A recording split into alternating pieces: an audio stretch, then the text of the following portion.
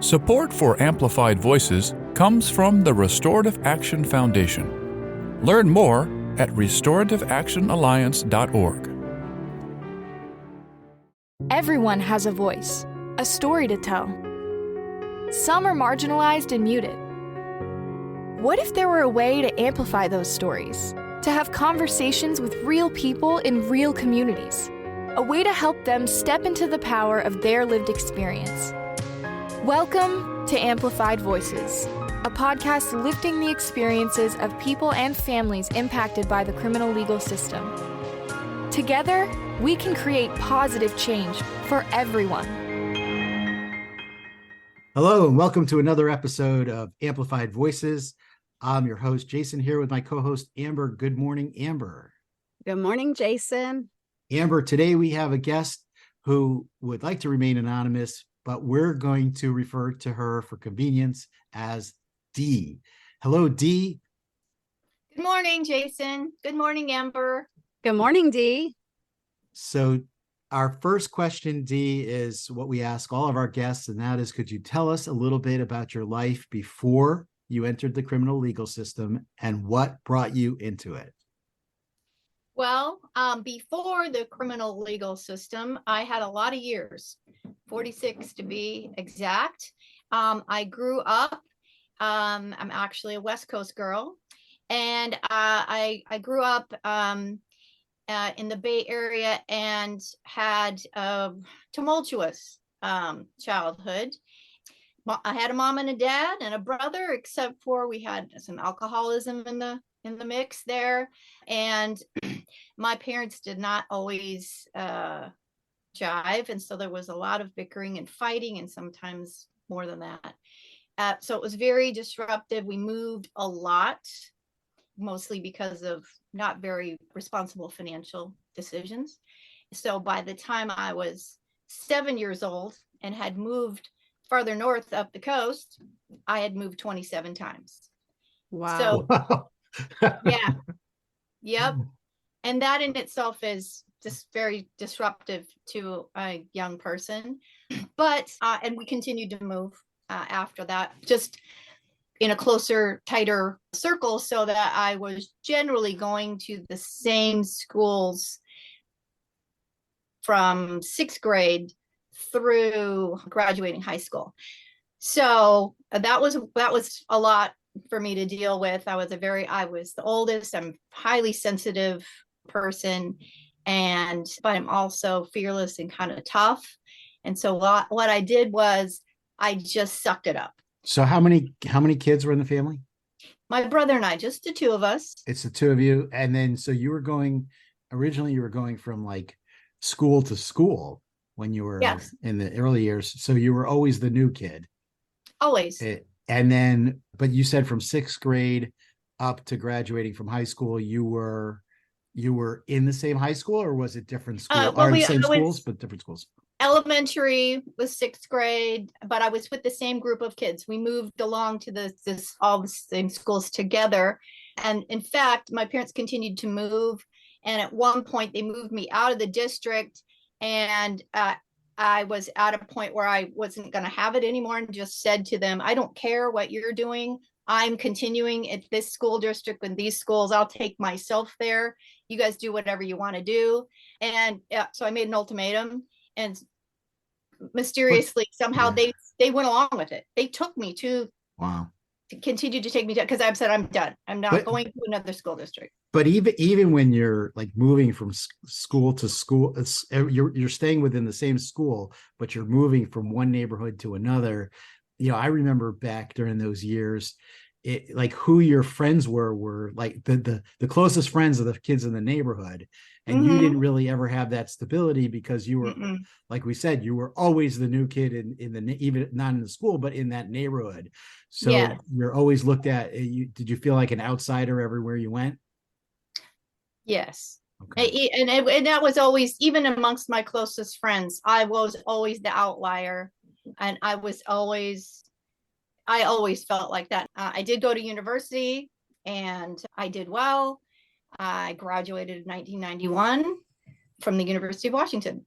and I had planned for myself. So I studied languages, international studies, history, and I had a political science degree. Okay. But actually, this is where it took a turn. Okay. So I had everything set up. I had an internship, everything, and then I met a man.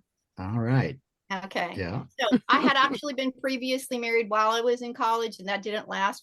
And I met a man, and he had great ambition, and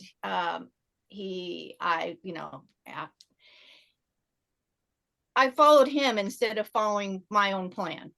So I took off with him. We got married and did his graduate school. I worked. I had a baby who is my grown son now. And my birth son has high functioning autism. So, and I didn't always know that. I mean, I knew that, but didn't know what it was called. And so that was something that was difficult. He's a delight. I absolutely adore my son. So I'm working full time, and I'm caring for my son, and I'm, supporting my husband who did grad school, and they did a postdoc. But we're just moving along. We're not having any kind of issues or trouble. Many years pass. We move out of state. We relocate for work. Everything's fine. I have to go to like part-time just to be more present for my son, because persons, if you know anything about the spectrum, very, very challenging, particularly when kids move into middle school and high school. So, but I'm still working. And well, and I just want to sort of say there, to highlight it a little bit, particularly in that time frame, just because, we have some of these things in our own family. When you didn't have the tools or the language that people had put around it, it was like really difficult to navigate. It's hard enough to navigate about what we know about the spectrum now, right? Yes. But at that time, it was exponentially harder because some of the supports didn't exist. Am I characterizing that correctly? Oh, absolutely. He wasn't diagnosed until he was age 6. And prior to that, actually, from the very moment I received him, into this world, I knew something wasn't right, and continued to go and ask, and people mostly blame me, which was incredible to me. I'm like, what are you talking about? Because they didn't know. Until finally I spoke to one of the foremost experts, and he was like, oh, this is what this is, and gave me actually a load of information. It was a bit much to process. And even before you move off of that, I mean, you glossed over the fact that you were getting blamed. I mean, as a parent, it's always very easy to sit back and go, anything that happens with my child is my fault. What did I do wrong? How come this happened? And to have that extra added guilt added on top of everything else, that must have been very difficult. Oh yeah. And it wasn't just that they would say those things to me. People did say those things to me. I mean, we had some pretty horrendous episodes with preschools, schools, doctors, etc., because they were very unkind, and they didn't want to take the time to help me figure out what was really happening with my son. But of course, I already thought those things. Right. So I didn't need them to reinforce my own fears that somehow this was my fault. But it was definitely, that was something that was an extra challenge during those years. And other things that were challenging is during the, couple decades there, I discovered that I had a mental illness, and I don't mind sharing this because it's very important to my story. I dealt with it exactly as you're supposed to. I mean, actually had been trying to get somebody to tell me what was wrong with me. I didn't know that it was a mental illness. I just knew that I was feeling strangely for a long time, and I was just powering through it. Remember, I'm tough. That's what you've been doing your whole life, right? Yes. I'm just going to get through this and figure it out. That's me. I suck it up. I keep going. I get done what I'm supposed to do. But I was asking the right kind of people, and the right kind of people were not able to give me any answers till finally somebody said, oh, this is what you're dealing with. And, we're going to help you to give me some medication. And I don't mind saying that it's bipolar disorder. And I just so people know, I keep up with all the research. I did have a stint working in medical research, and that particular disorder is caused by the inflammation between the blood-brain barrier. And so I actually have several autoimmune diseases, which I didn't know that at that time, but they cause inflammation. And so here was something that I probably had for a long time before. Right. I'd been asking doctors about this not feeling right for years before they finally diagnosed me. So I had been dealing with that for a long time. So I got that. I got treated properly. I was doing all the right stuff. And then I dealt with a long bout of infertility. And when we decided to do more than, all the little advices that you get about, how to be fertile, they said, we're going to do some treatments, and you have to, in order to do those, you have to go off your medicine. So with the doctor's permission and supervision, I did it all right. That's the thing people need to know. I wasn't maverick doing stuff like, I'm just going to throw the medicine away. I don't do stuff like that. I'm a complier if I'm anything. So I did it all right. And we did all the stuff that we needed to do. And I did eventually get pregnant, and I was so happy. It had been decades. I mean, my son was like 12 at that time. So I'd been trying a long time. Wow. Okay. Long time. Yeah, it's a big age gap between the two. It's huge. Yeah. And I had been trying for years and years. So I got pregnant, and then unfortunately had a miscarriage. Oh, I'm sorry. Yeah. But I'm sharing all this because it's actually important. It's relevant. Sure. So I had a miscarriage, and I was working full time at the time, and I didn't even skip a beat. I just went back to work. Sure. And that's because that's how I deal with everything. I was always, okay, you know what? You suck it up, and you get back to work, and you do what you have to do. I had a son to care for. I had to support my family. So I did what I had to do. Looking back, I think that was an enormous mistake, but I did it. And I didn't deal with that grief, which was immense. Dee, I just want to just take a minute to acknowledge, sort of some of the things that you just shared, because it does highlight, things that a lot of women deal with, and that we have a big stigma around in our culture, that, pregnancy loss or miscarriage is not treated in the same way as losing a child. And so someone who has also experienced that in my own life, women are expected to just be like, okay, that happened. I'm going to go back to work. I'm just going to, move on with my life. You can try again, all of those sort of messages. So I want to take a minute to acknowledge it and to say that I'm sorry that you experienced that. Thank you. Yeah. It's really important.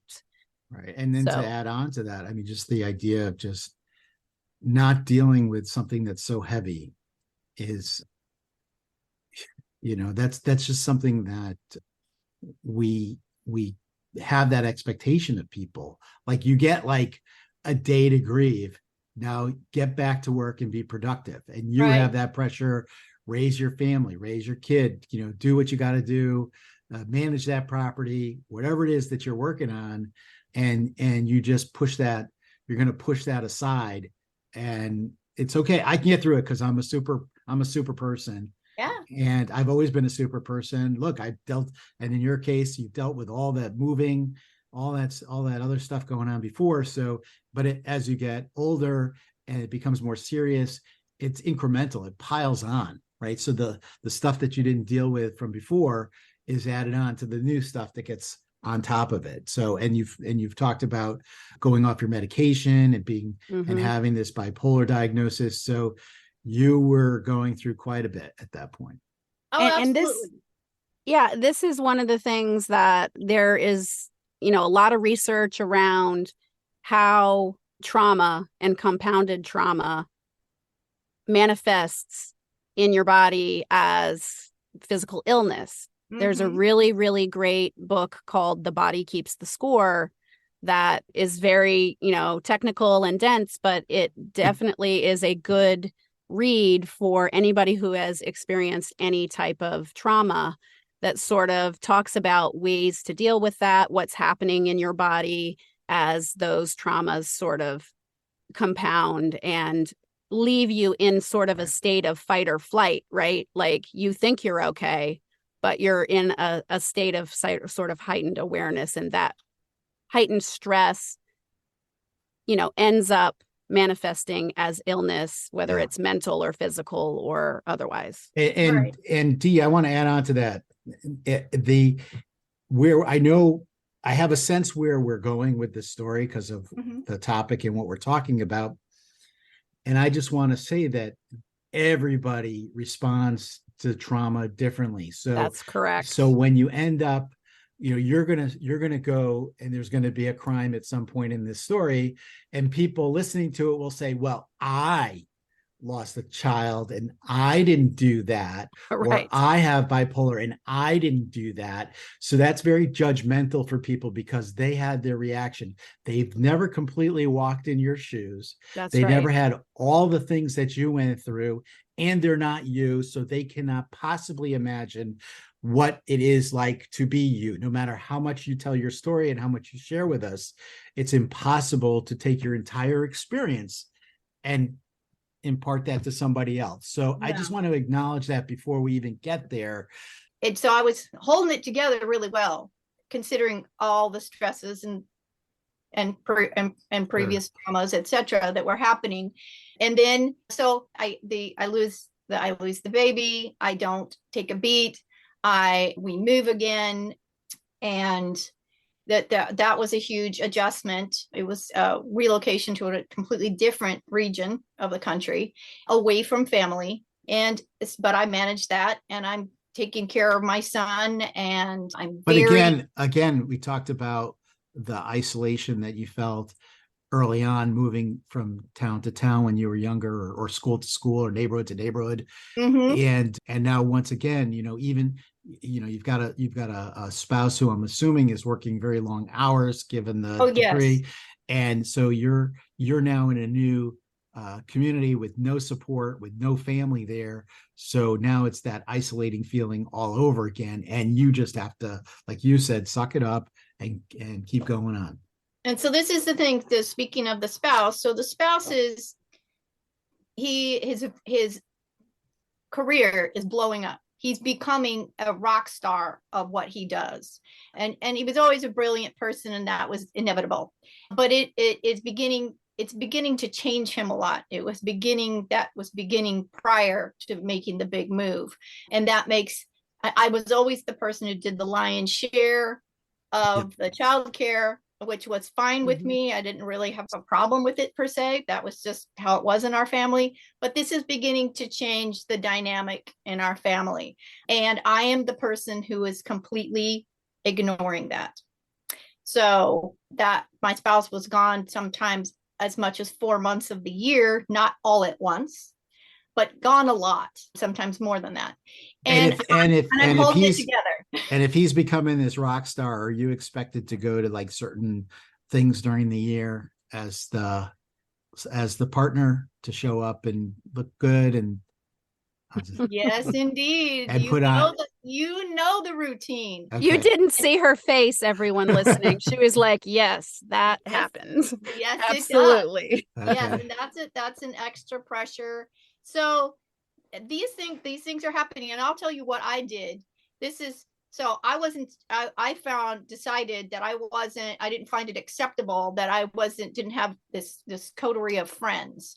And so that didn't necessarily come naturally to me like my brother. My brother was born somebody's friend. I was not that person. I was way too intense. I mean, I'm the person who, like I said, is tough and fearless and get out of my way because I have something I got to do here. That doesn't mean that I didn't have some friends and we didn't, it was just, that wasn't my thing. So we move far away, and we move away from family that I know. And I decide I need a circle of friends.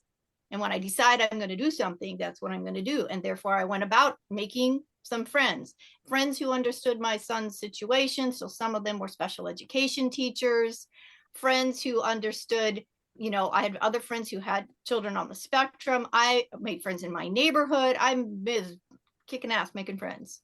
And so before long, I had a good circle of friends. The downside to that is almost none of them knew any of my struggles. They didn't know, because That's hard. Yeah. I'm taking care of it. Why would I be bothering them with that stuff? I wasn't really keeping it from them, although some of them thought that I was. That was a misunderstanding, but it did look like that from the outside. So two things. One, I am being like super laying it out here for y'all. Okay. This is not my conversation with most people. I mean, I'm really laying it out for y'all, because I feel like it's not going to be powerful and impactful if I don't just tell you as much as I can and the truth. But that's not how I talk to everybody. So secondly, I want you to remember that my spouse is becoming a rock star in his field. I mean, an amazing worldwide. Okay. And I can't stress this enough. And so that puts the pressure on you that you don't share your business. You don't, you know, air your dirty laundry. You don't talk smack about that person. And I had also made a commitment to myself. We'd had a time in our marriage before this where things were rough, and we recommitted to each other. And I said to myself, that's it. We think and say positive things about the spouse, period. Full stop. Right.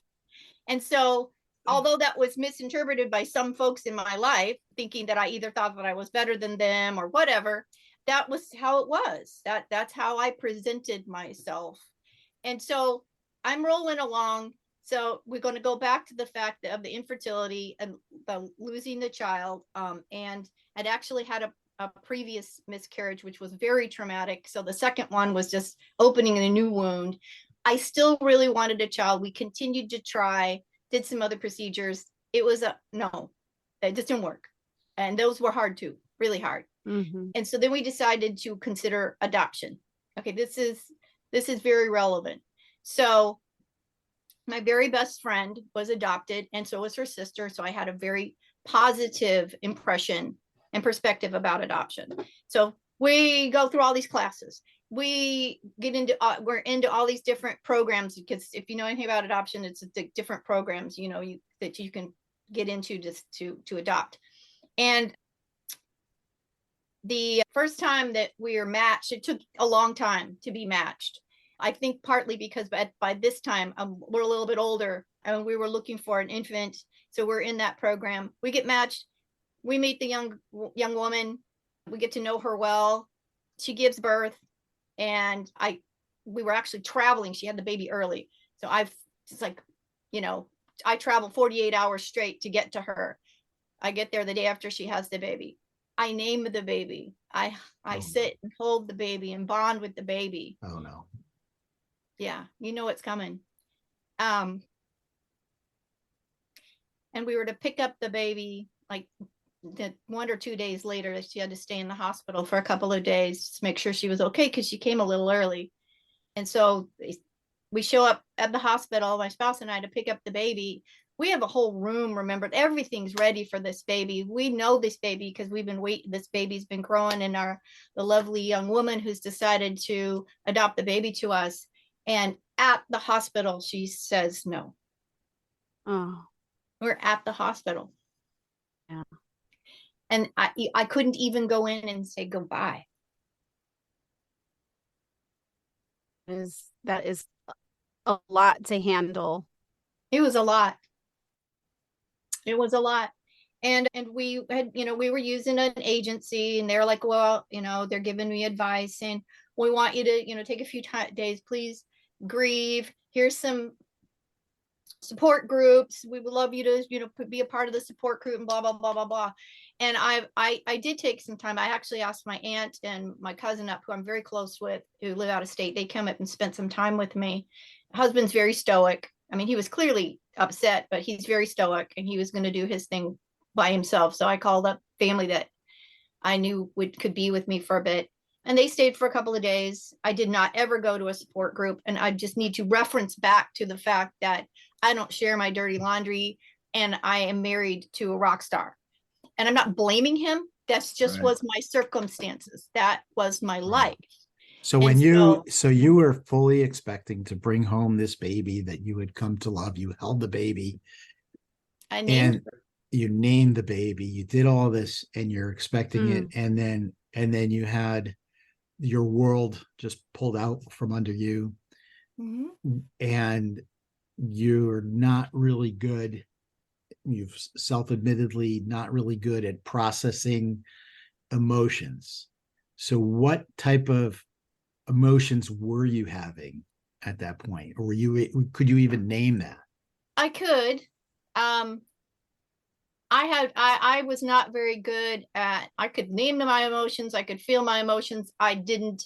That was it. That was as far as they went. There was no processing, right. No working through, just, correct. Okay, this is it. And now I'm going to do what I got to do. I've always done. Yes. So I felt I felt like a death had happened in my family. I felt exactly as I felt when I lost my babies, my miscarriages. And I felt I was devastated. People knew that we were going to bring this baby home. And of course, then they were all asking. And then they would see you later and be like, oh, congratulations. Yes. Oh, oops. Or where's the baby? And then you talked about inflammation earlier. So, I mean, you say that there was there was some emotional devastation, but how about physical? Were you actually physically hurting? Not at that time that I knew. It's really important to know that I also, at that point, I already had one of my autoimmune diseases, and it wasn't stable even with treatment at the time. And I wasn't connecting those things. What happened with that is I let that keep on piling up and piling up and piling up until I now have 5 autoimmune diseases.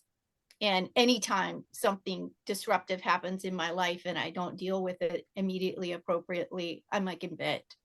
So I pretty much just powered through it is the answer. I mean, I was sad and I had my auntie and my cousin come and be with me and be sad with me. But then I moved on. I did not talk it over with anybody else who had that experience. And I just moved on. And I didn't skip a beat. Again, that's kind of my theme. No beat skipping. So we went immediately into another program to try to adopt. Yeah. And we were in line. It was an international program, and we were in line, and we were almost next. I think there were less than 2 people ahead of us in line. And so we were getting excited about being matched with an international infant, and the country closed its international adoption program. Oh, right. Right. Yeah. So way to get yourself all geared up again. And I still have my room, my beautiful baby room, right? Right. That you had so lovingly chosen everything for. Every little item's in there. I go in there and I think about my baby and I read the books and think about it. So that was a big letdown. And then we're like, okay, years have passed, by the way. I mean, a lot of years have passed. And we're like, well, because I'm getting on to I was in my mid 40s at this point. So a lot of time is passing. And we said, well, we're going to try. And this is me, because I am driving this. At this point, I need to admit that it was almost an obsession. And I think that's how I was dealing with the pain. It was so painful to me. And I will tell you that I am a Christian believer. And so I had been praying about it for an awfully long time. And I kept thinking to myself, well, I'm not praying for something wrong, right? You know, people pray to win the lottery and all that kind of, I'm like, okay, that's stupid. But so why is it that this keeps not working out for me? I don't understand. And so I was having an existential crisis. It wasn't deciding I don't have my faith, but I was really disappointed in, okay, every time I pray for this, actually I get tragedy. Why do I keep getting served tragedy when I'm praying for a blessing, right? So this was something really hard that I was trying to deal with. And so I'm at obsession at this point. So I'm still taking care of my house, my family, my husband. I have all kinds of extracurricular stuff going on, but I'm gonna adopt a baby. So we decided to go into the foster to adopt program. And that was a mistake. I will just tell you straight up. It was a mistake. But I was so like highly focused. We're going to get this done. But we gave ourselves 6 months because I knew it had been a long road and we had not been successful. Never because anything we had done. It was always other circumstances, but I knew that it had to come to an end at a certain point. We were not going to do another 10 years. So, because we'd actually been in the whole adoption thing for 6. And prior to that, several years of trying to have a baby. Right. So I said 6 months. If we don't get matched in 6 months, we're done. I'm going to walk away. On the 6th month, they call us up. Oh, we got a match for you. Now, I want to be very clear. The entire time that we were trying to adopt, we wanted to adopt a baby girl. And so even when we went into the foster to adopt, I said, I prefer a baby and I don't really want a child like, over 5. And they're like, okay. And they said, it's harder. And we said, we understand. We're giving it 6 months. So every time you do one of these programs, they make you take a bunch of classes. Mm-hmm. And we took the classes for foster adopt. They warn you about all kinds of stuff, right? And I thought I really understood. I mean, I took this stuff seriously. They call us at the last minute. We have a match for you. And I'm like, oh, I'm like over the moon. Oh, okay, great. So, but the match is 16 and a half-year-old young man. And I'm like, oh, I don't get it. We're trying to adopt a baby girl or a very young. We're not looking. I have 2 boys. I have a grown man son who has his own children already, right? Right. And I have another very young grown man in my house. I raised 2 boys. Right. We've been wanting to have a girl. Oh, yes, but we just think that this is going to be a great match and you should come and meet him and blah, blah, blah. He's with another foster family right now. So we get some information. The short story is we get some information that's actually red flags. Yep. Enormous red flags. Okay. Looking back, anybody else would say, oh my gosh, no, thank you. I hope the kid gets a placement. No. And there's some other information, which I'll share in a minute. But they say it in a way, and I have to stress this, they couch it in a way that makes you think, well, it's okay. It's going to be all right. And he's a great kid. This is going to be a great match for your family. You've already raised boys, so you know how to raise boys. And just come in and meet him. But, and by the way, if you meet him, you pretty much have to say you're going to take him because we don't want him to have another rejection. Right. That is pretty close to a quote. Well, Okay. I just want to validate some of what you're saying because at the beginning of my career, I worked in proximity to that particular system with children who had experienced significant trauma and who were in the foster care system and needing to be sheltered because it was very difficult to find them placements. Mm-hmm. So I can validate that some of the ways in which people worked with folks to try to find placements for children who had experienced so much and had not received the services that they needed to work through it. Sometimes there was a level of desperation. I will say that. You said it well. You said it exactly. There was a serious level of desperation. Of course, I didn't know that. Right, of course. And that's not fair. No, none of it was fair. But I want to go back to the fact that I was almost at a level of obsession thinking that when we needed to adopt a child into our family. So I want to step back 2 steps, because there's one more thing that's really important. We're going to go back to the diagnosis of the bipolar disorder. So after I was not able to have a pregnancy based on the treatments, and we decided to go into the adoption thing, they didn't have me go back on medication. So my obsession with wanting to adopt a child had been going on for obviously some time, but that started 2 weeks before they called us. And I went to that meeting with that young man, and there were so many red flags. They just told us a lot of things that should have been, I shouldn't even have gone to the meeting. I will tell you. You are ready to roast the marshmallows at this point. I'm roasting marshmallows, and the house is burning down, you guys. Okay. So the whole thing was an enormous mistake. For me, that was mistake number 1. I own it. And he came to our family, and I was not at all in a good frame of mind. I was doing all the things I was supposed to do, but I could not make good judgments about things at all. I was overly enthusiastic about stupid things. And even during that, I brought concerns to so there was 2 offices. There was our adoption agency, and then there was his people from social services.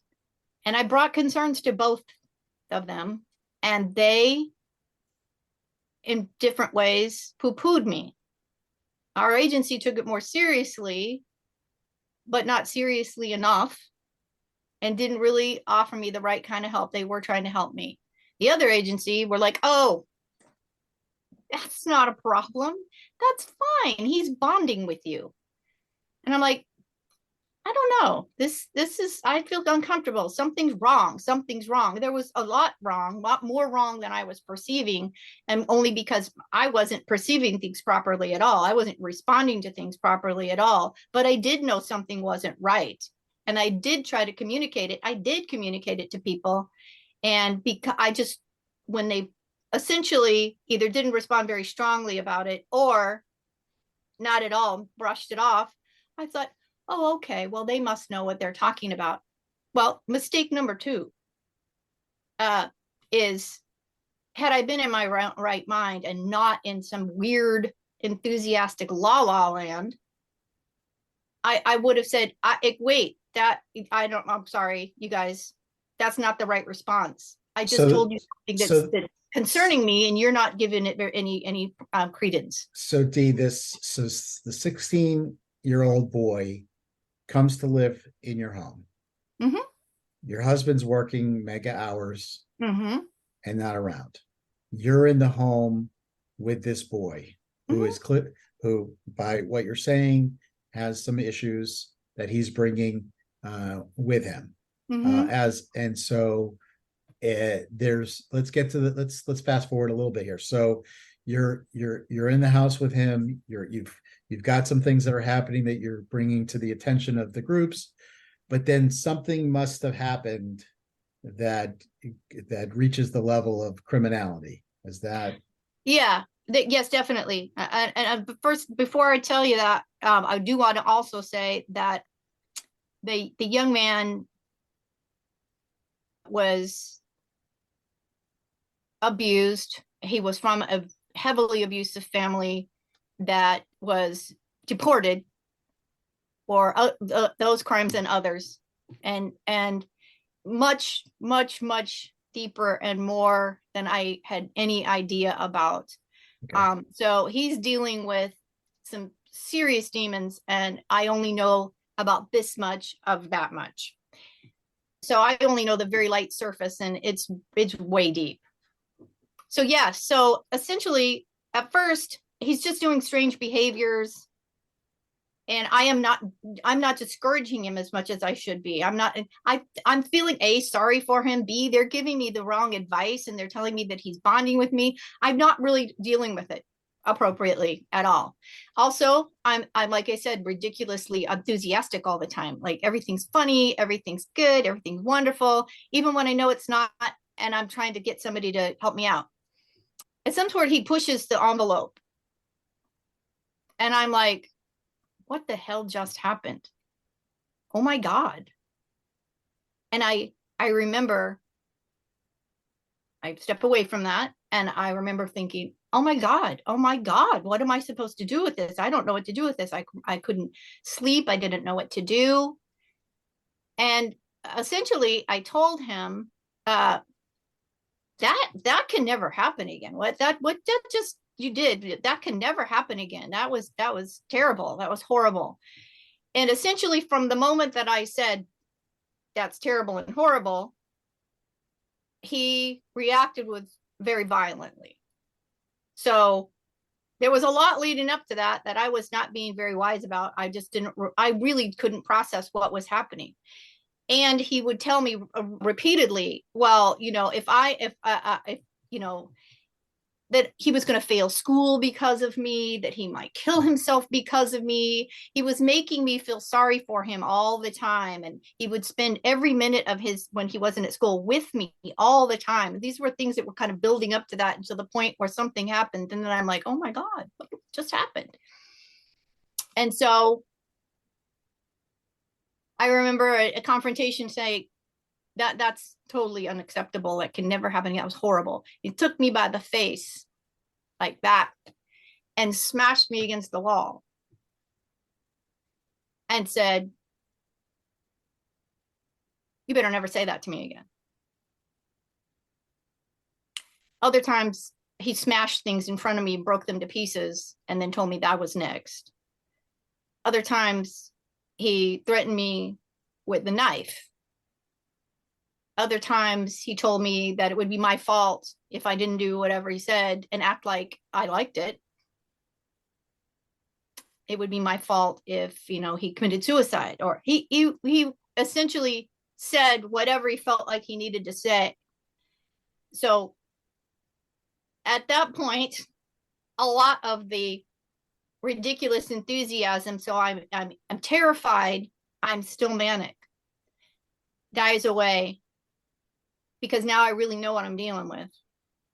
And mistake number 3 is that I ever let it get that far. I should have been running, screaming, fire, fire, fire. But I ran back for the marshmallows because I was totally out of my mind. And when I realized what it was, and then I didn't know what to do about it. So I'm a slim person, and I lost like 20 pounds. So I'm a bag of bones. I don't sleep. I'm shaking all the time. And people who knew me are like, why are you always shaking like that? And I said, it's okay. I couldn't explain it, because what am I going to say? Right. And I took 100% responsibility for what had happened to me in my own home. I felt like, I felt like I failed. I completely failed. And I'm flailing around trying to figure out how to make it stop and how to fix it. I didn't know how to fix it. Always, all my life, I fixed it. I sucked it up. I moved forward. And I came into a situation in my life that I couldn't do that. It was like, I tell people all the time, it was like a horror movie. It was a horror movie. It was the most horrific thing I've ever lived in my entire life. And I felt 100% responsible for the horror movie. So I did reach out to some people. I didn't tell them everything, but I told them enough to know that I needed help. And they did the best they could. And there was nothing that was going to dissuade this young man. Nothing. Ironically, we ended up adopting him.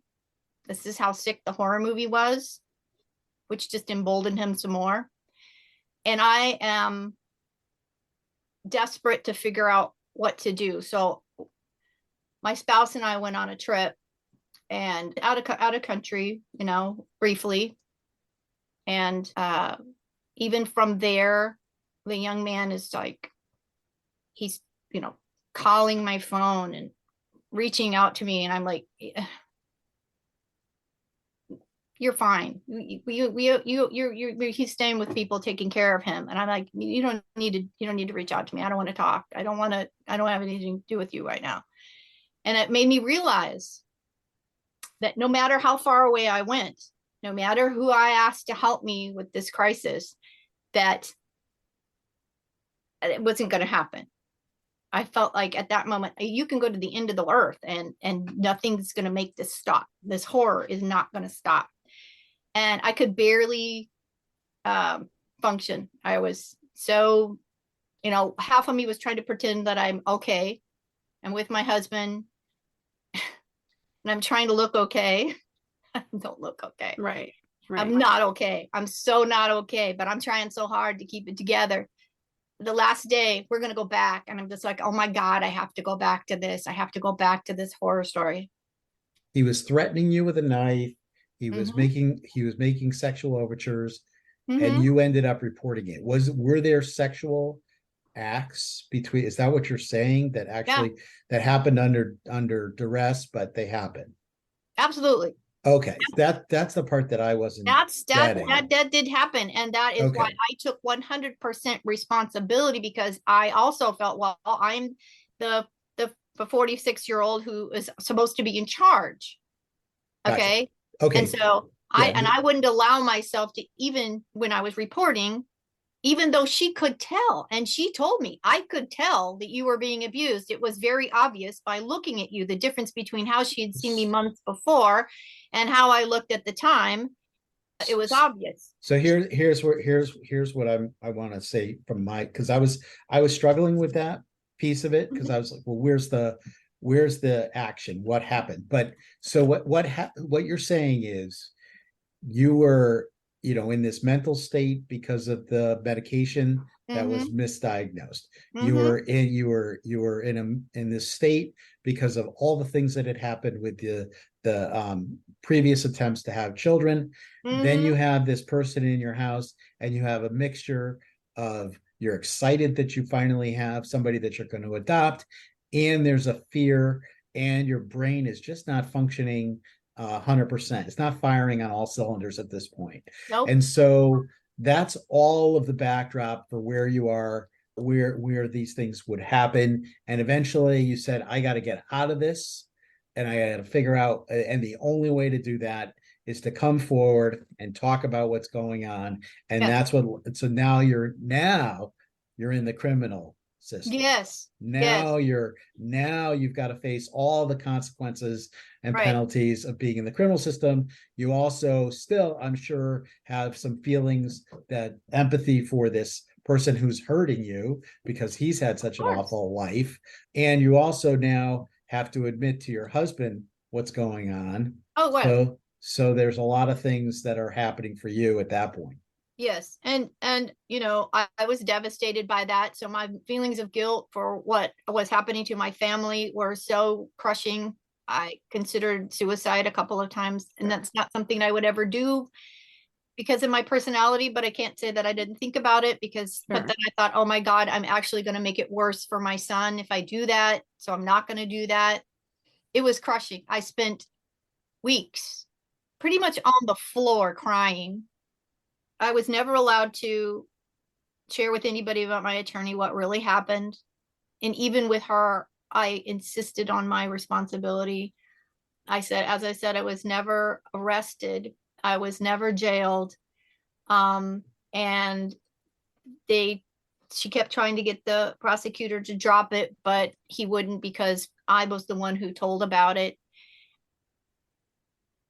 The young man said a lot of things that implicated himself, which I knew he would. And the therapist didn't even want to report it, but her board told her she had to.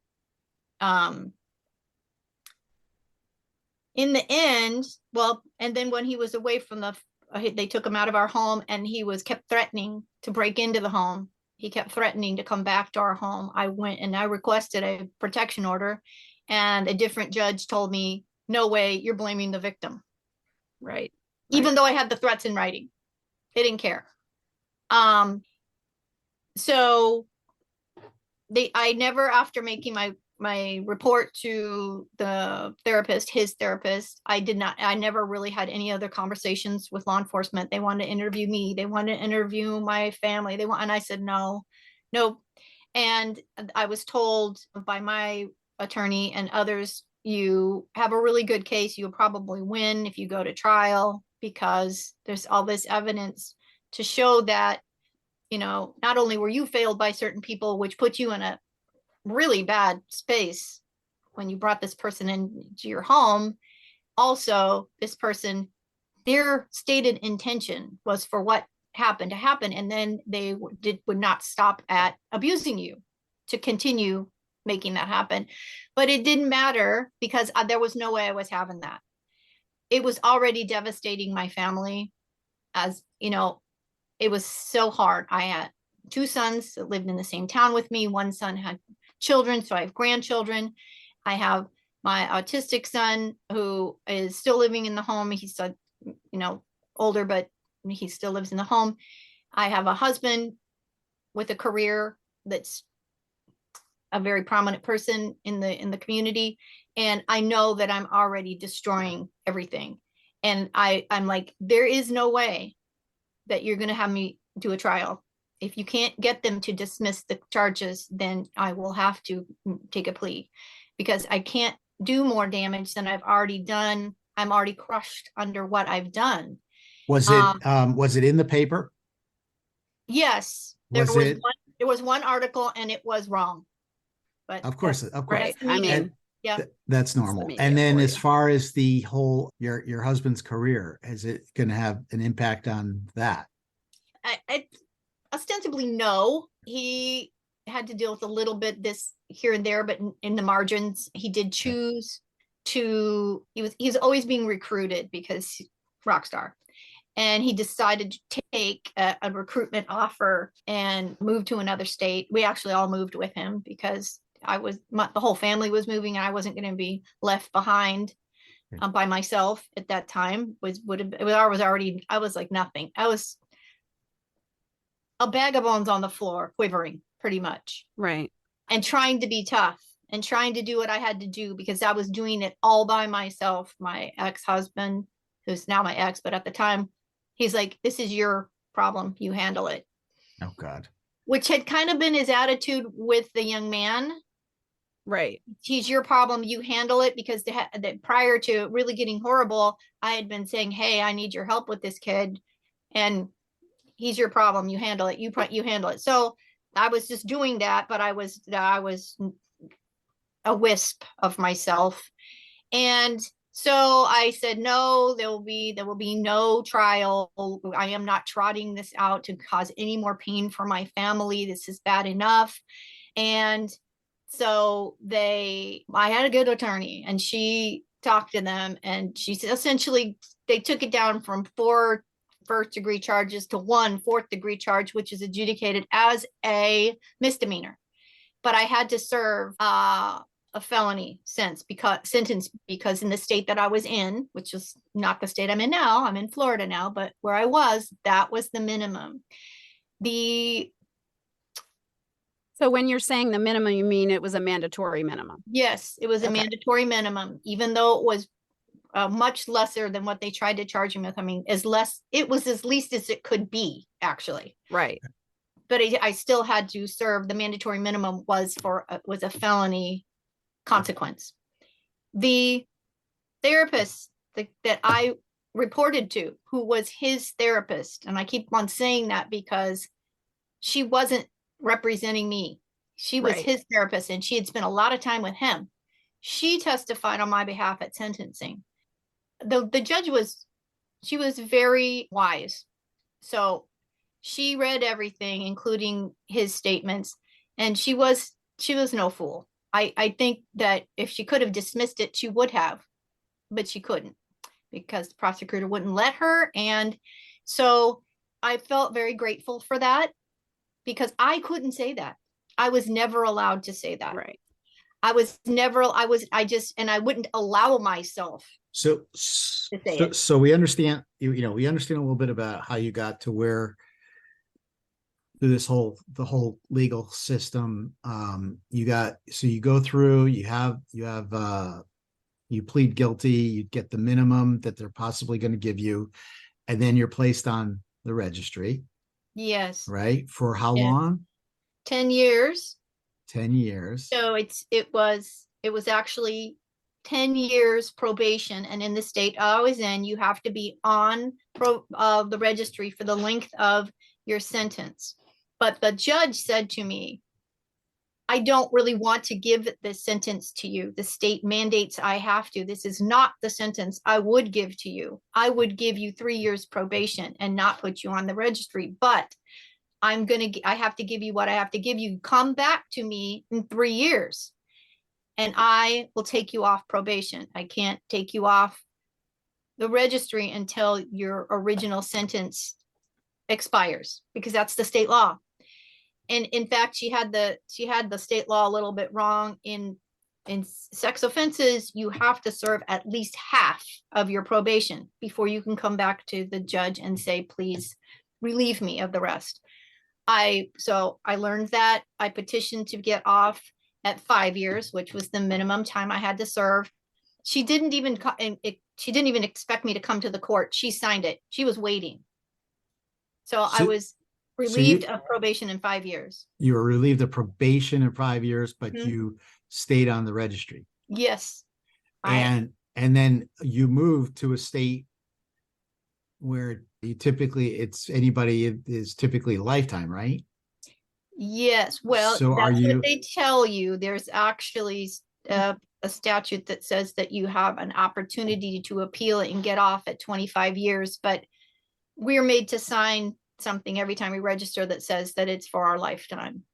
So right now is, unless something changes, you're on lifetime registry status for this. And so the other thing I would say is, when people think about and I'm going to use the term, we don't like to say sex offender, but we know the world says sex offender.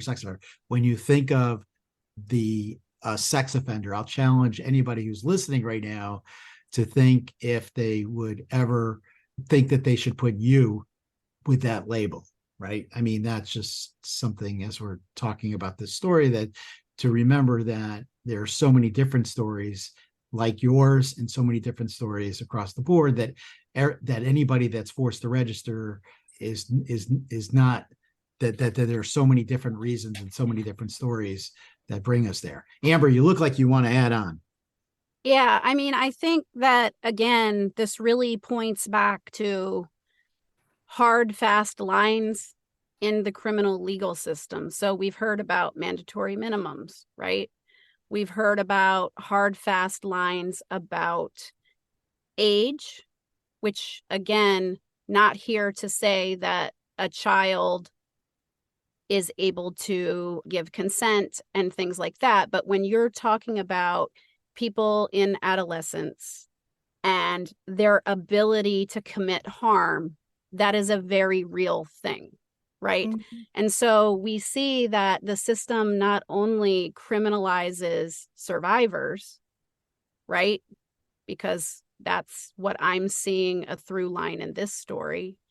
It also creates a perpetuation of harm, right? So what that young man needed prior to this ever happening was more help and different help and a different space and a different, different supports.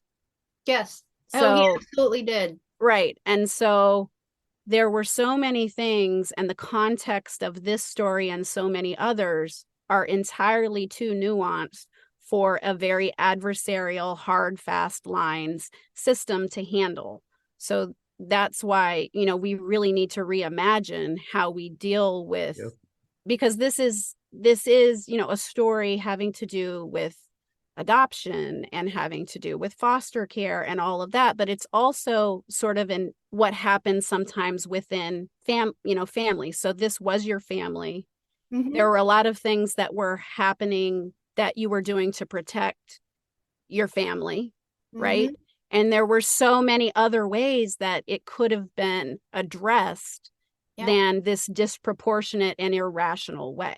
It's also the story, the stigma that goes along with being bipolar and mental illness. It's a story about a culture that says dust yourself off and just keep going and don't deal, suck it up and move on, right? Don't deal with grief and trauma. Be tougher. You've got to go forward. It's about, just that what are our expectations of everybody. It's about doctors not being held responsible for misprescribing.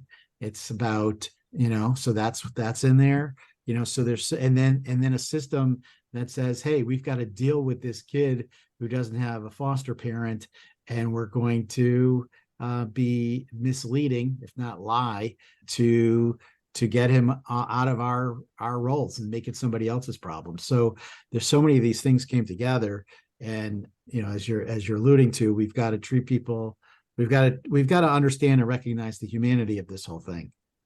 Right. So Yeah. I mean, we've covered a lot. I mean, that we could spend probably the equal amount of time on registry implications. I do want to just mention one thing that you said before we started, is when we were talking about how to even address you during this podcast, we said, well, do you want to go by a pseudonym, like, or so that we could just call you by a different name during this podcast. And so you had to think about it and say, well, part of my restriction is that, anytime I use an alias, I have to report it.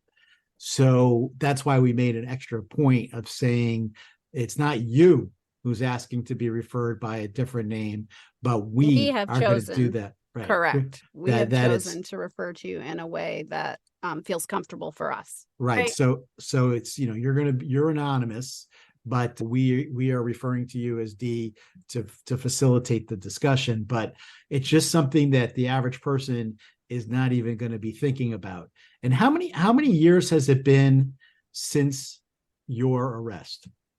It's been almost 11 years. And I remember I wasn't even arrested. And I know, I want to talk about what I'm doing now. I want to talk a little bit about the impact of the registry, but I want to do a little quick epilogue.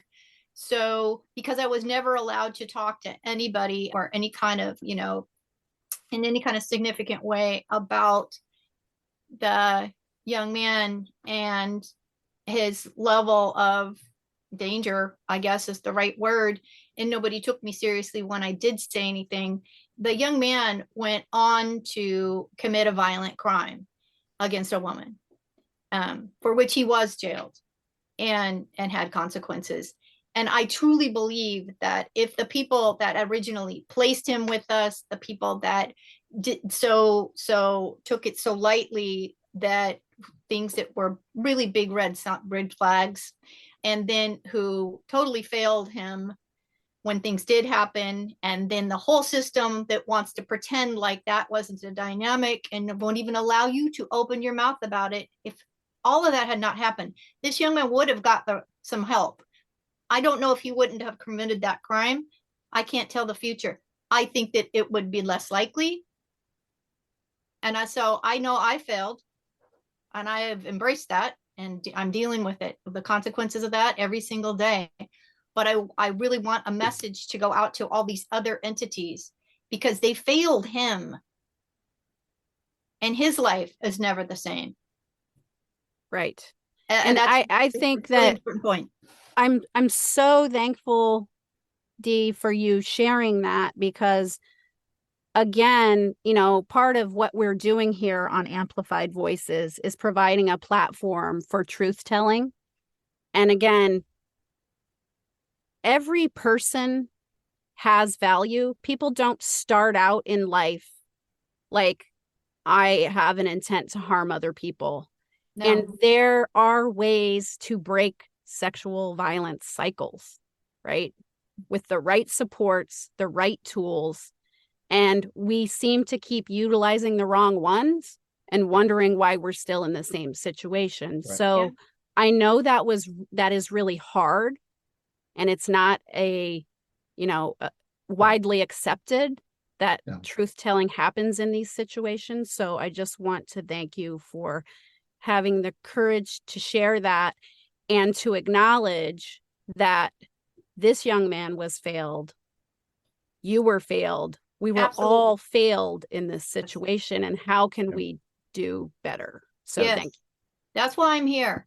I also want to say that I represent only myself, but I happen to know, because I know other women who have gotten into this sort of trouble, this kind of offense, who are forced to register. And the dynamic of my story is not an exception. It is not out of the ordinary. And I actually know one other woman to the whole dynamic involved the whole foster system. It was somewhat similar. Her outcome was a little bit different, but the dynamic of the woman who is charged with an offense being abused in the actual offense, or leading up to the offense, during the offense, etc., is actually very common. It seems to be never discussed. I rarely hear about it. It's always sensationalized when a woman has one of these offenses. I will tell you that that how I am treated by the community at large is they're horrified, and there's a lot of animosity. I have my own trolls and vigilantes, and they're highly offended that I'm a woman who got into that kind of offense and trouble. And then the other side of that, which is the complete opposite, is that I get from people who know me, and then after I get to know them, I share with them some part of my status, is they can't believe it. They cannot believe that. They're like, no, they're in complete disbelief. And they're like, well, you must be an exception. You're an exception, not you. And that's not true either. I am not an exception. Every single situation, whether it be woman or man, is very unique, just like you said. And there's so many different factors, and most of them aren't even considered in our system. And I'm not an exception. And I want people to know that. I mean, I'm not an exception for women, but I'm not an exception for men either. No. And the interesting thing that you brought up is you want to say that there's an abuser and abused, and that the power dynamic is very simple. The abuser has the power, the abused doesn't have the power. And like you said, life is, that may be true, that there's an element of that's true, absolutely. But then there's other things that are going on where, maybe you're not abused by that person, but you're abused by somebody else. Or maybe, there are different dynamics at play for everybody and for all these situations. And life is not so simple that you could put things into a nice little box. And so, but we do. And the thing that really puts things into a box for a lot of people is just that label we talked about, sex offender. You are a sex offender, which means that you are a predator, you're evil, you're deviant, you're these things, and you're forever. That there is no way that you are somehow a monster and you're different. And so I think that we're trying to highlight stories like yours to show that that's not, that it could be your sister, it could be your aunt, it could be anybody, your neighbor, anybody. Right. And I think you also made an important point that you're not unique for women, and you're not unique for men, because I think that there is also a stigma. There's a stigma around power dynamics. And again, the person reporting what was happening was you, even though there was this, labeled power dynamic. Yeah. But there is also a stigma for men, right? To report, because then they're supposed to be like, okay, I'm in a power dynamic. This person is being aggressive towards me, whatever. And then it becomes a complicated situation. And that's a real thing, right? Like we cannot say that it isn't. It's just not something that is talked about. It's not something that people are comfortable with. And it certainly is not accepted in our society for a man to say something horrible is happening to me Right. and I need help. Right. So I think that all of those nuances are extremely important. And again, thank you for going there.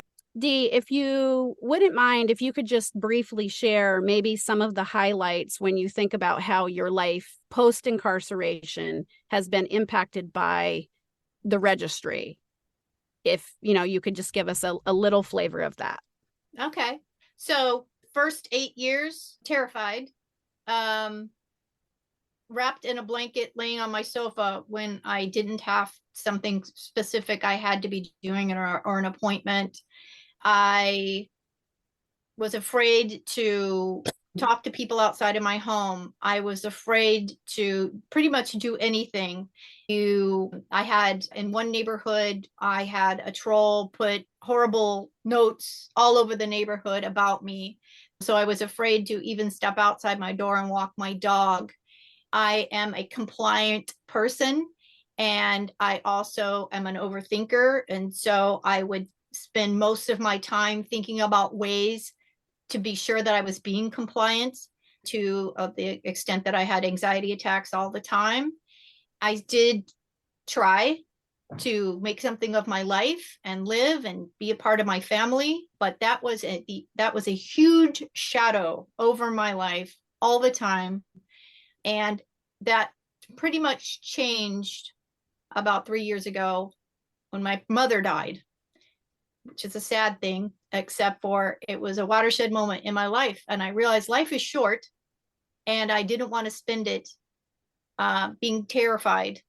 The registry impacts every single aspect of your life, and even the minutia, like not being able to share with you my real name or have an alias. I'm anonymous because I don't want to go register another name. And so I decided about 3 years ago, life's short, I'm gonna just step on out. And I decided to go into advocacy. And so now my life is very different, but I am still, every single part of my life, every tiny little detail of my life is prescribed by the registry. Where I can live, when I can travel, where I can go in a county, what county I can go in and what county I can't go in. Every single thing. And I'm always being examined. Like mentioned, I have my trolls. We have vigilantes right in our neighborhood that are always after me. I have to live with that pressure. I do walk my dog now. I do whatever it is that I can legally do. I step out. I actually considered using my real name today, but I didn't, because there are other people in my life and I respect the impact that it has on them. Mm-hmm. And that's the only reason, not to protect myself. But the registry is cruel. It is perpetual punishment. It is not even punishment, it's persecution. That is my perspective. It's persecution, because we cannot live and have agency over ourselves because of the registry. Mm-hmm. How's that? There's no right or wrong answers on Amplified Voices, but I think it was very compelling. So you talked a little bit about, stepping out in your life, right? Walking your dog, feeling more comfortable in your own skin, but also stepping out in advocacy. Tell us a little bit about what that is, because I know that you do some really great work and would love to hear about that. So 3 years ago, when I had my moment, I was already a member of the Florida Action Committee. I had actually become a member at the very beginning of my probation, but I wasn't active. And I decided that's what I wanted to do. I contacted Anita Killen, who is a committee member, board member, and I said I want to be active. And that woman does not miss a beat when it's take advantage of somebody who's ready to become active. So it was like, I know what you can do. I started training to be a county coordinator, who is the point person for a county.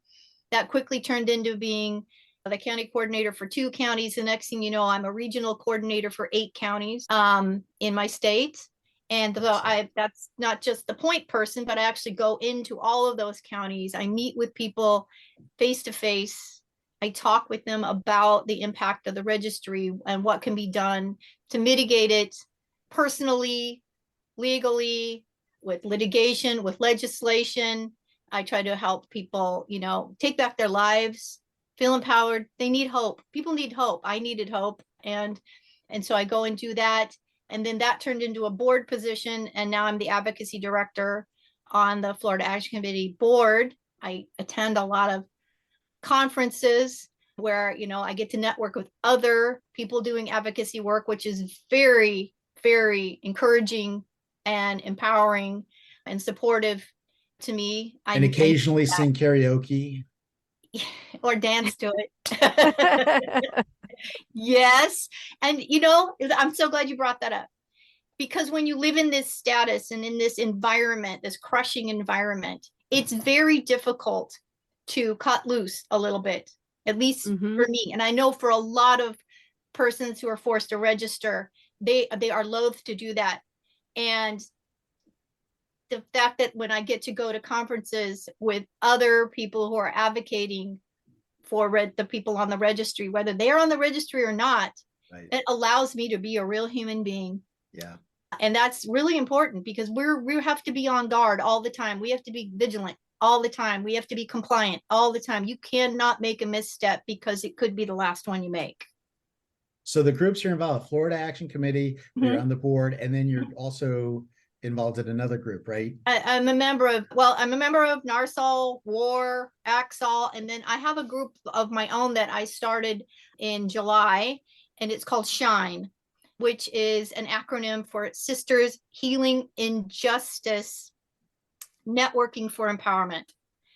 And within that, we have a speaking group, which is called Voices. It's an acronym too, but we won't have to go through all of that. And it's exclusively for women forced to register. For the last 10 years, from the very beginning, I really realized that women were almost invisible. Women experiencing this kind of offense, and the whole process, we were invisible. The laws didn't fit, the consequences didn't fit, the treatment didn't fit. And the assessments don't exist. Assessments don't fit. And I was told repeatedly by officials and experts, well, these were written for men. Like that was just going to be okay. And I'm like, but why? I am a woman. Why haven't you written one for me? Well, you're insignificant. That word was used specifically to me several times by experts and people in authority. And I don't really take kindly to that. I don't feel insignificant. I feel real. Right. And so I made mental notes while going through the process. And when I was in my very long grieving period, I'm like, there will be a day when I do something about this. And the very first time I actually stepped out and did something about it, the Florida Action Committee goes to the Florida ATSA, which is the organization for the therapists and probation officers. And as you can tell, I love to talk. And I was asked by a board member to go out and mingle among the forensic psychologists and the therapists and the probation officers and talk to them and ask them questions, while I'm thinking, opportunity has just struck. And so I started, talking to them and not telling them that I was a woman forced to register. Yep. Just approaching them and talking, and then telling them that. But you learned a lot before they knew I what did. your status was. You're a Trojan horse. Yes, I am. Well, Trojan horse there. Espionage days, right? Yeah, we're gonna get it. You're gonna get you a shirt. They call you the Trojan horse. There you go. And I was told by a couple of forensic psychiatrists. Yeah. One was a woman, how insignificant we were. Nice. And I challenged them. Good. So that's why we started the group, and it's been amazing. That's fantastic. So we'll get all that into the show notes. Amber, you got to have some final thoughts there. Yeah. So I want to thank you for sharing your experience with the way that our movement is building community, because I think that is really, really important to build community, particularly amongst people who have been extremely marginalized, within the criminal legal reform movements, right? And the last thing that I really want to ask you, because I think that you have a lot to share, is if you had, one piece of advice for a person who was beginning a journey that is similar to yours, what do you think that might be? Never say, as I said to myself more than once, oh, that I would never do that. That could never happen to me. I would never do that. That's been said to me, and I said it, and it's an enormous mistake because it's not true. And it allows for you to possibly fall into that hole. So if you realize that this happens to real people, regular people, not some stereotypical boogeyman, and you know that, then you have allowed in your mind to go there and say, this could happen to me. How do I avoid it? How do I avoid missteps? You will also be more aware of the red flags that are flashing in front of your face. But if you think you would never do that, or that could never happen to you, you will be like me and you will charge forward and ignore them because, of course, you don't see the danger. And I feel like that is one of the most dangerous things a person can say to themselves. And I hear it said all the time. That is really important and profound in my mind. So thank you so much. Jason, do you have any last thoughts before we wrap up? Well, that's it. I'm just going to say, Dee, thank you so much for joining us today. We had actually met at one of those conferences, and I know Amber has met you before. So, but certainly I didn't know, when I met you, I didn't know any of what you shared today, because frankly, in the world, it shouldn't matter, right? It shouldn't matter to anybody. So, but hopefully your story will touch some lives, whether people are going through it themselves and they're going to get something from your story, or they know somebody, or they never really thought much about it. And maybe you'll change some thoughts for people and have a positive impact. So thank you for being here. I think it's really important. I know you said you haven't really shared your story much like this, so it's really important. And thank you. Thank you. Yes, very honored to have been entrusted with your story. And we really look forward to, as we're all moving forward together, the changes that are possible and that we can make together. So thank you again for being here today, Dee. It's been really great. Thank you too. I really am honored by the opportunity. Until next time, Amber. We'll see you next time.